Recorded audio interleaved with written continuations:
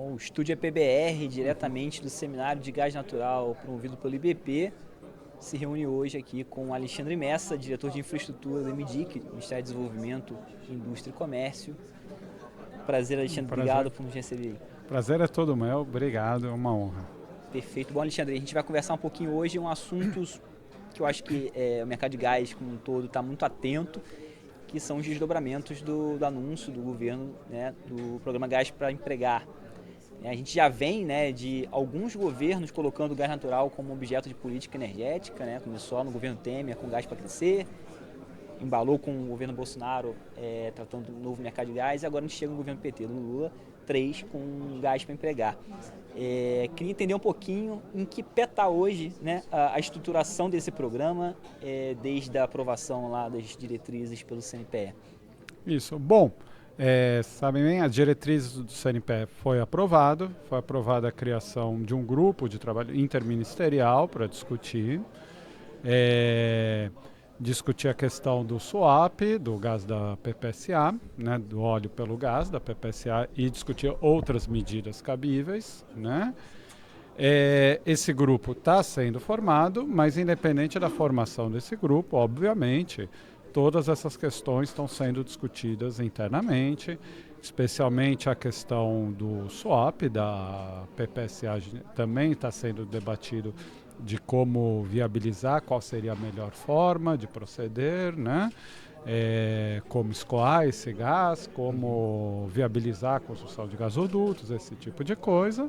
E também outras questões também estão sendo discutidas, como possibilidade de entrada de novos agentes, programa de gas release, leilão de capacidade, leilão de gás, tudo isso também está sendo discutido. Então, digamos, no aspecto formal, o CNPE deu o comando, o grupo está sendo criado, mas, independente do aspecto formal, as questões estão sendo debatidas diariamente dentro do governo, como viabilizar esse gás de forma competitiva para o usuário final. Perfeito. E já há uma ideia de quando esse grupo de trabalho vai estar plenamente aí operando, trabalhando? A gente espera que nas próximas semanas seja viabilizado isso, né? A viabilização do swap, né, necessita também, né, de alterações legais, então isso também está sendo discutido, está sendo para ser implementado, né? Mas, independente da questão, as questões de qualquer forma estão sendo discutidas, as melhores soluções estão sendo discutidas para a gente viabilizar esse gás, independente da formação do grupo, né, trabalho, para viabilizar esse gás de forma competitiva. E para entender um pouquinho a tramitação, a ideia é entrar com esse programa via projeto de lei ou medida provisória? O que está sendo pensado hoje ali no governo? Não, para você permitir que a PPC proceda dessa forma, você precisa de uma alteração legal, né? E essa alteração legal provavelmente passaria por uma MP, né? Por uma medida provisória, isso todo mundo sabe. De qualquer forma, independente disso, você tem todo o trabalho, né, por trás, que é os detalhes, né, de como implementar isso e responder às várias questões que surgem, né, como escoar esse gás, é um volume considerável, então que não são imediatas as respostas, né? E isso justamente está sendo discutido a melhor forma de viabilizar. O grupo tem essa função, entre outras medidas possíveis também, que o grupo tem a atribuição de discutir, mas de qualquer forma, claro, para a gente, como posso dizer, ver o melhor caminho possível, está procurando responder essas questões. Tá. Tem uma ideia de quando é que a gente vai, de fato, o governo pretende encaminhar para o Congresso essa medida? É coisa para segundo Não, semestre? não. A coisa é bastante urgente, O problema é de curtíssimo prazo.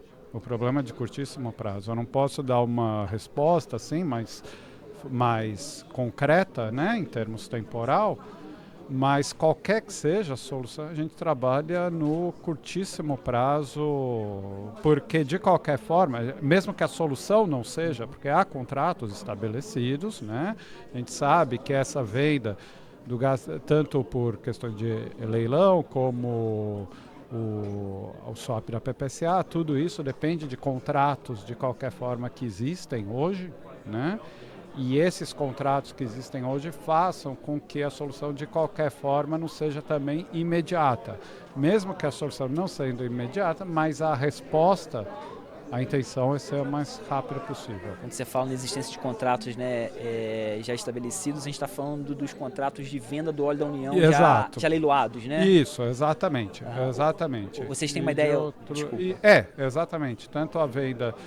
principalmente isso, a venda do leilão do petróleo da União, a venda do gás dos outros agentes, tudo isso já tem contratos e a gente precisa, e isso faz com que a solução, claro, não seja imediata, mas a resposta que o governo pretende dar é imediata. E o governo já tem uma ideia de a partir de quando seria possível operacionalizar esse swap, né, essa troca do óleo da União pelo gás, findos esses contratos de provavelmente isso aí é para 2025, provavelmente é da partir de 2025, né, dados esses contratos. E haveria necessidade, acho que você colocou já, né, da necessidade de construir novos gasodutos, né, ou otimizar os existentes. O que está sendo pensado hoje nisso? Isso está sendo discutido internamente de como, justamente para tornar a proposta redonda, né, para tornar... Ela tem que passar por esses diversos questionamentos e isso está sendo justamente discutido internamente. E aí só para ficar uma dúvida para o público, né, para a gente entender um pouco melhor. Os gasodutos hoje já há 3 gasodutos pelo menos aí anunciados pelos agentes do mercado, né? A Petrobras tem intenção de construir, aliás, já estreia ano que vem o Rota 3, né? Depois de atrasos vai começar a operar ano que vem o Rota 3 na Bacia de Santos. Em seguida vem o projeto gasoduto de Sergipe, né, Águas Profundas de Sergipe, e essa semana a Equinor, né, em parceria com Petrobras e Repsol Sinopec, anunciou esse investimento no BMC 33, no BMC de Campos, que vai também trazer gás em 2028. Né? Então a gente já tem 3 rotas aí mais ou menos bem definidas.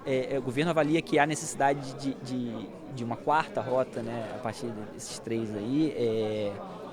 E seria essa rota objeto, de fato, né, dessa política pública de escoamento? Não, então, exatamente. Isso tudo está em discussão, está em desenho, para a gente saber qual é o volume de gás que a gente está falando, essa é a primeira questão, qual o volume de gás, da onde, de que campos, né, de que campos, se você tem um swap, mas vai tirar de que campo, né, tudo isso, exatamente. Isso está procurando ser respondido. De que campo, qual o volume de gás, dados esses campos, como que vai ser escoado, isso tudo a gente está dependendo muito desse desenho. Entendi. Hoje não há uma definição muito clara ainda do governo de qual o volume de gás que estaria dentro desse programa. O grupo tem justamente essa finalidade, missão, né? Essa missão. O grupo tem justamente essa missão de procurar desenhar isso com detalhes de tal forma a tornar a proposta redonda. Acho que uma das diretrizes, né, uma das propostas que foram levantadas pelo CNPE lá na discussão do gás para empregar era permitir, na verdade isso já é possível, né, permitir que investimentos feitos em escoamento pelas empresas seja abatido do lucro excedente, né, do óleo da União.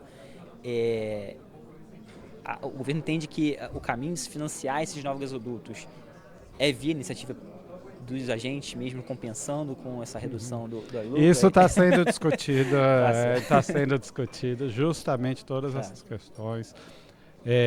O reconhecimento em custo de óleo não é uma questão nova, né? Essa proposta é algo que acho que até que já foi emenda de algum projeto do Congresso, se não me engano. Isso aí já tem uma discussão já de anos, essa questão.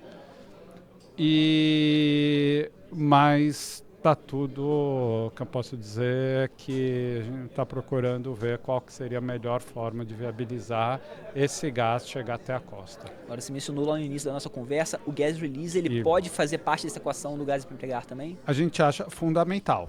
A gente acha fundamental, quer dizer, a entrada, o mercado, todos os mercados de gás que a gente vê pelo mundo, ele passou por esse processo, né? Ele passou, você tinha, por exemplo, no Reino Unido, uma concentração na British Petroleum, e lá por 98, se não me engano, eles fizeram justamente esse processo de desconcentração para a entrada de novos agentes, programa de leilões de gás, justamente para viabilizar a entrada de novos agentes nesse mercado, né? A gente vê isso que aqui esse processo tem que ser repetido justamente para você viabilizar a dinâmica desse mercado. Então, ela é uma proposta complementar à questão da PPSA, né? A PPSA, ela vem trazendo justamente pela proposta, fazendo esse papel de, digamos, de aumentar a oferta do mercado, mas por outro lado também a gente precisa aumentar a concorrência para viabilizar tanto tanto a redução do preço do gás direto via concorrência, quanto a liquidez.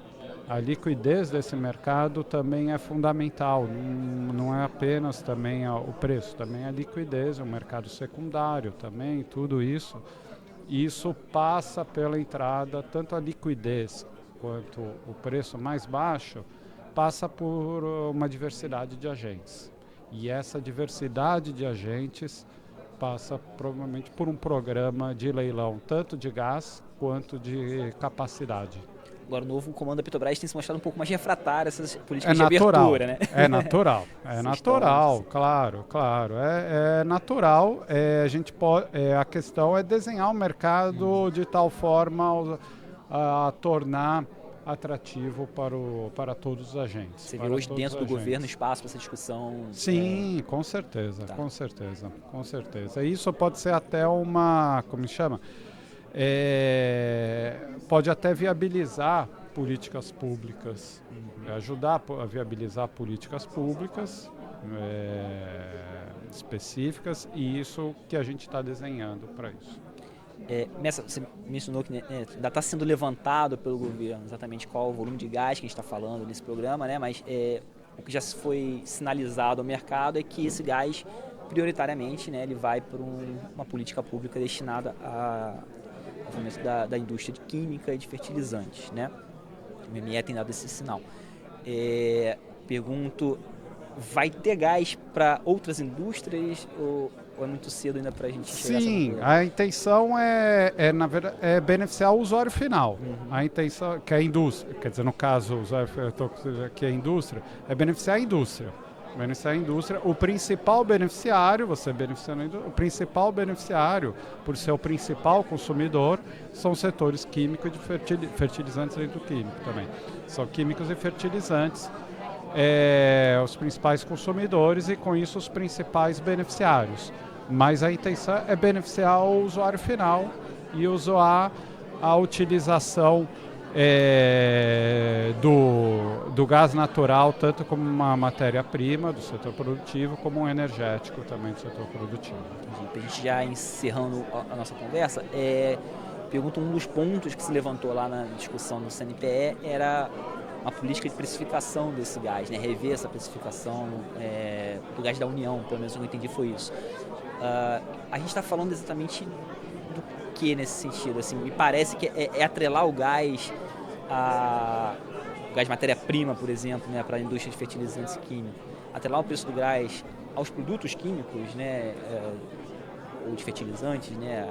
Existe um pleito, por exemplo, da indústria de fertilizantes de que esse gás ele oscile de acordo com o preço da ureia no mercado internacional também. É por aí que vai essa política? Isso está sendo discutido. Justamente está fazendo pergunta, justamente que a gente tem que responder a isso. Ou seja, se você tem um gás, digamos, a preços hoje proibitivos para determinados setores, fertilizantes, acho que é o maior símbolo, né? O preço que chega a um preço proibitivo para a atividade produtiva da fertilizantes, como que as soluções que estão sendo propostas vão fazer com que chegue esse gás a um preço que torne ele viável para a indústria.